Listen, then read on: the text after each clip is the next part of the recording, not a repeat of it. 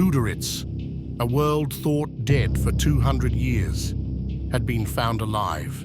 Once a Taurian frontier world full of promise, the planet had suffered a death wrought by jealous empires in the First Succession War. It had long since been left a crater-pocked rock and forgotten about by history. It seemed that while the galaxy had moved on, someone had moved in. Long-distance scans of the world showed sign that efforts had been made to terraform the barren place back into a garden, now teeming with life, and a potentially promising strategic location in the Periphery.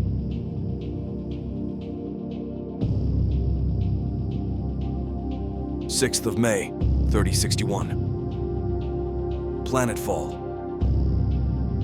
The Taurian Concordat was the first to react to the recent discovery of the habitability of Luderitz. In a covert move, TDF Command sent the 12th Damasus Legionnaires to establish a field base, jumping in system at a pirate point and setting down in the polar north of the world. There, they dug in. Their movements were intercepted by FWL's safe operatives. In a reactionary move, House Merrick saw an opportunity, sending Colonel Baker of the 4th Free World Legionnaires to exploit the territory. His own dropship blitzing in through Capellan space and setting down in the mountains at the equator. They wasted no time building a redoubt. It was of little surprise that the sudden activity garnered outside attention. Hot on their heels, Gringos Unforgiven smelt blood in the water and a massive potential for salvage and sea bills. Spurred on by mysterious benefactors, the Unforgiven burned into the atmosphere, their trio of Leopard dropships blazing across the sky and staking claim to the steaming jungles in the south.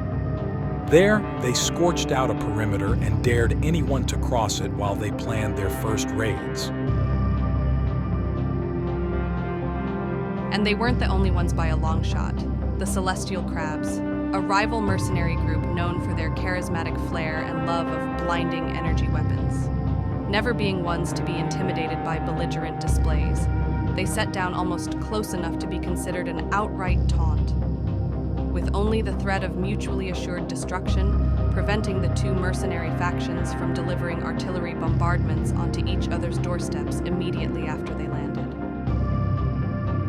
Perhaps it was inevitable then that the other great houses would take notice of the sudden rumors of dropships clandestinely heading for the same supposedly dead Periphery world.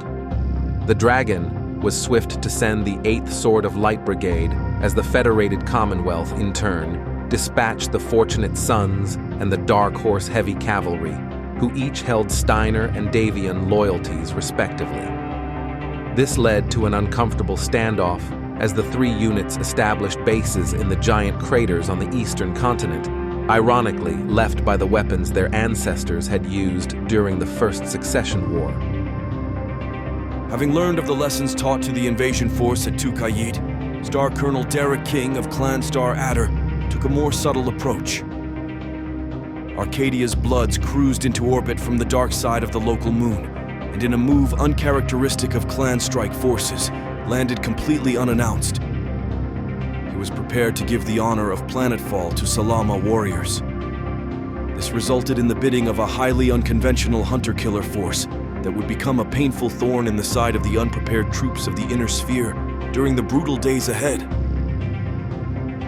In spite of all the high-level security measures surrounding the situation, or perhaps even because of them, none of these events went unnoticed by the Watchers on Terra.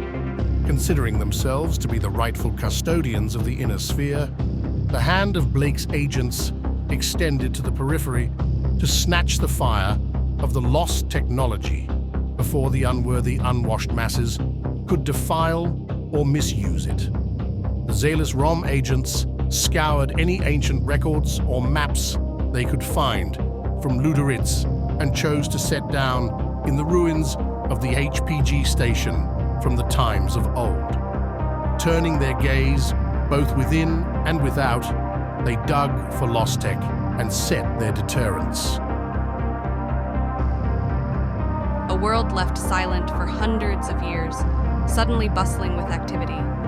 Dropships positioned themselves like nesting raptors as jump ships blinked in and out of system above like distant stars.